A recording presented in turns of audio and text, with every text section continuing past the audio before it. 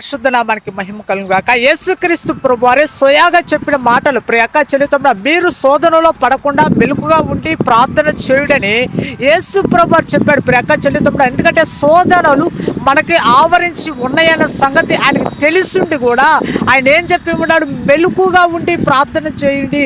శోధనలు ఎలాగ వస్తాయో నీకు తెలియదు, శోధనలు ఏ రీతిగా ఏ రూపంలో ఎలాగ వస్తాయో కూడా నీకు తెలియదు. కాబట్టి మెలకుగా ఉండి ప్రార్థన చేయండి అని యేసుక్రీస్తు ప్రభువారు చెప్పిన మాట ప్రియ అక్క చెల్లితమ్ముడా. ప్రార్థన అంటే ఎంత నిర్లక్ష్యమో.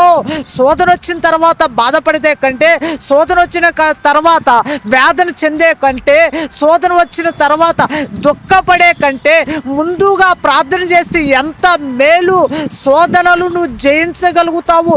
శోధనలు రాకుండా నీ జీవితంలో నీ కుటుంబంలో శోధనలు నువ్వు వెంబడించకుండా మెలకుగా ఉండి ప్రార్థన చేస్తే ఎంత మేలు ప్రియ అక్క చెల్లి తమ్ముడా.